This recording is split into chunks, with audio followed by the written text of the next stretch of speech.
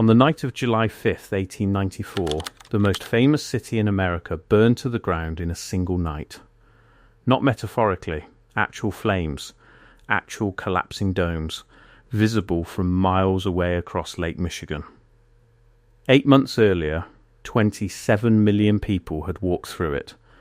Presidents had pushed buttons to light it up. Newspapers called it the greatest architectural achievement in human history. And here's the part almost nobody tells you. And it's not a conspiracy, it's an actual engineering scandal that real architects were furious about in 1891, before a single building was even finished. These buildings were never meant to survive contact with a match. That wasn't a side effect. It was the entire point.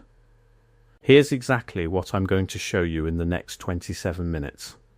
A real 1891 magazine quote calling these buildings a counterfeit and a sham before the public ever saw them. The actual material these buildings were made from and why it made architecture critics genuinely angry.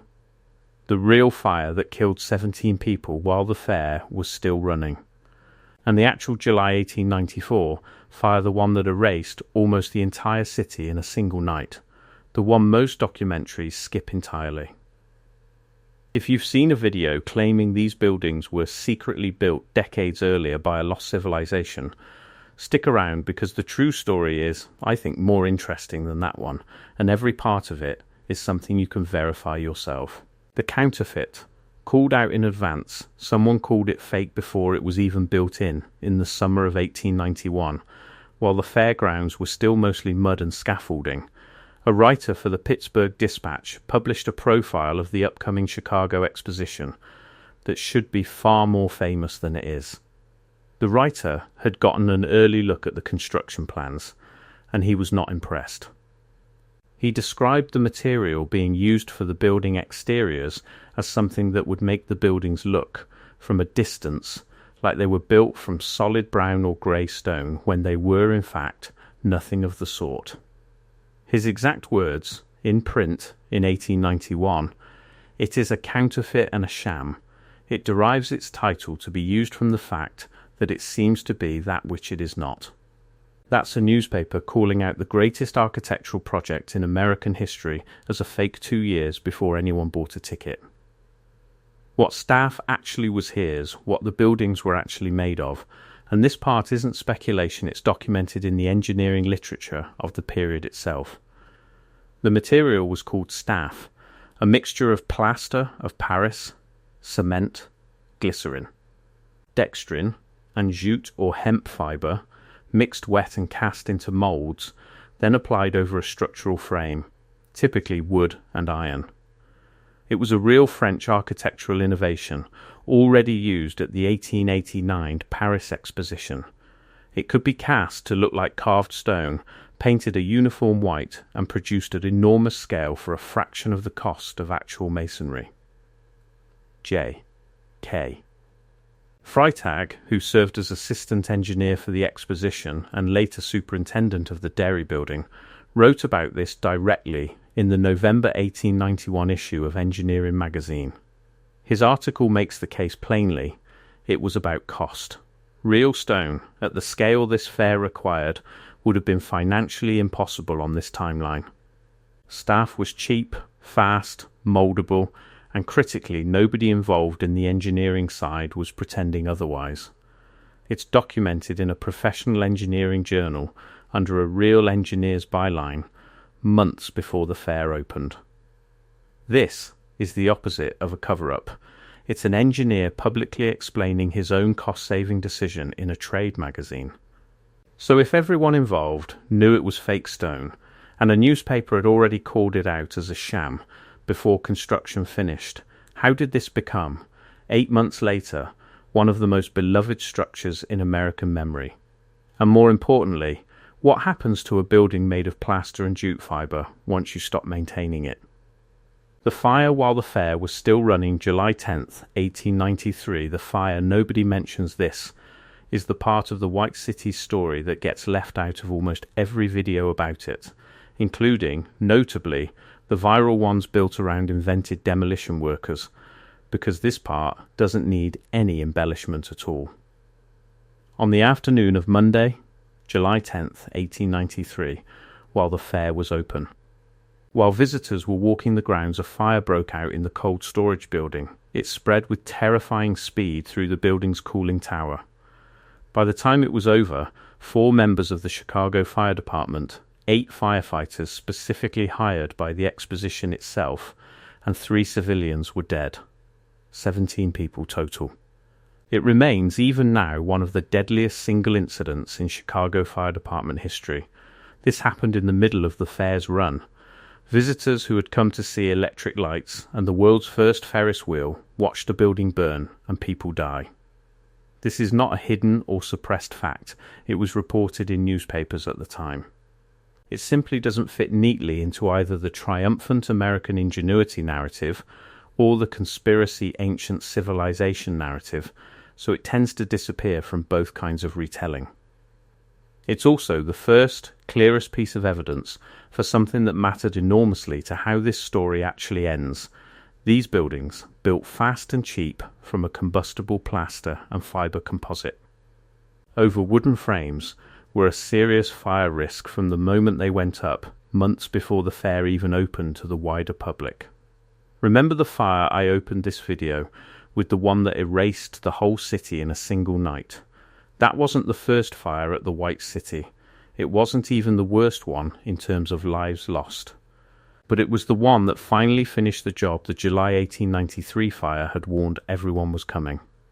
The night it all burned, what happened after the fair closed. The fair officially closed on October 30th, 1893, 27 million admissions, an extraordinary debt of approximately $1.5 million eventually paid off through ticket revenue, and a closing that came just one day after the city's mayor.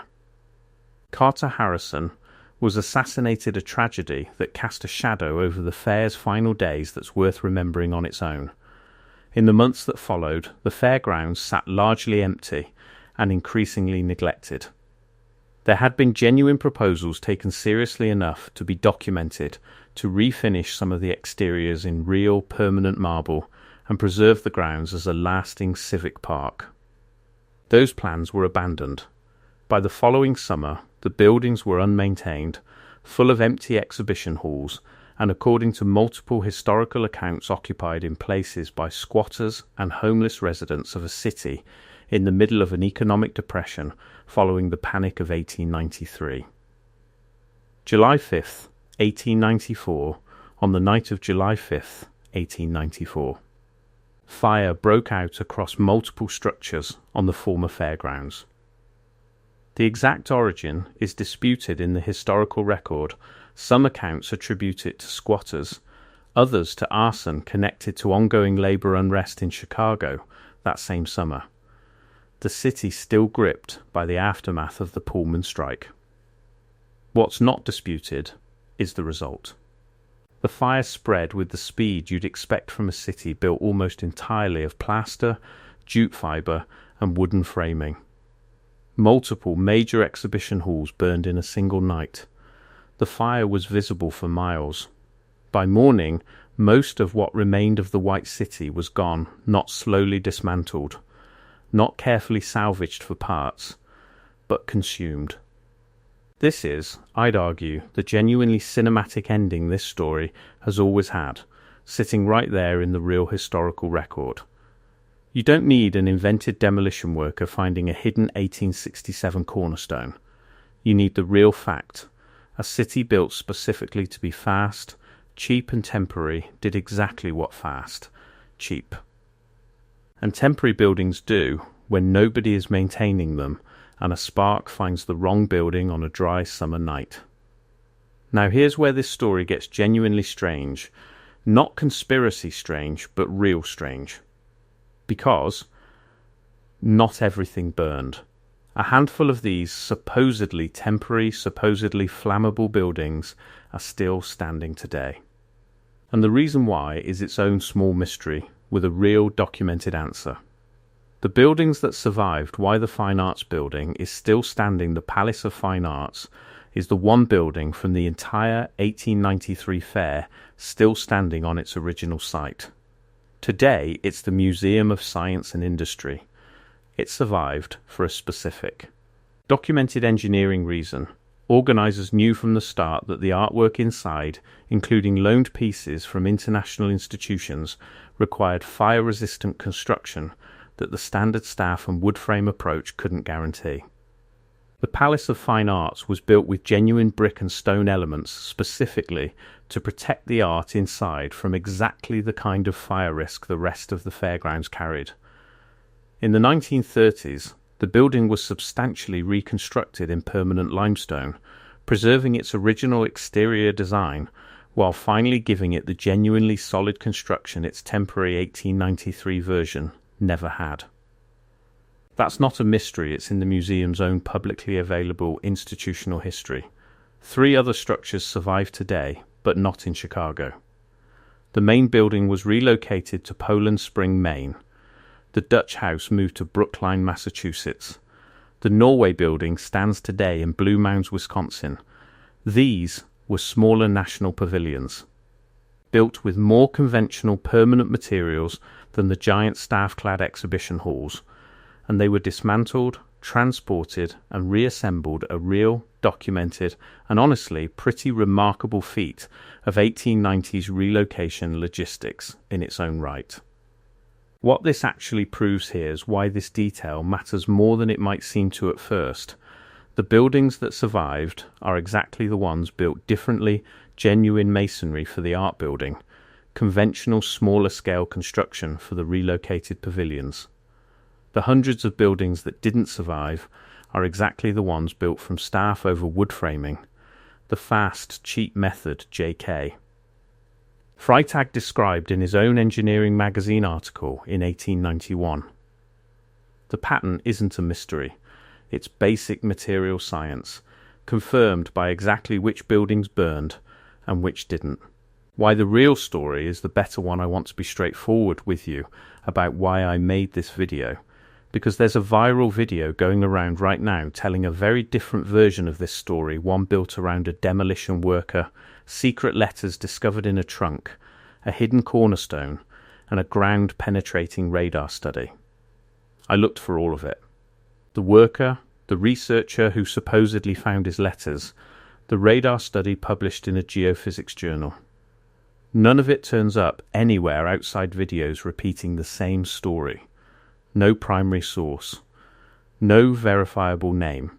No actual journal article. I'm not telling you that to mock anyone who found that video compelling. The questions it raises are genuinely good questions. How did they build 200 buildings in 2 years? Why was demolition handled the way it was? Those are real questions. They just already have real, documented, frankly more interesting answers. They built it fast because they used a real material staff specifically designed for speed, openly discussed in engineering journals at the time, criticised in newspapers before it was even finished. The buildings weren't secretly old, they were secretly disposable, and everyone involved in building them knew it. The demolition wasn't a cover-up. Significant portions of it was a literal fire, once during the fair that killed 17 people, and once after, that erased the whole thing in a single night. And the buildings that did survived the ones still standing in Chicago, Maine. Massachusetts and Wisconsin today survived for documented, boring, completely verifiable engineering reasons.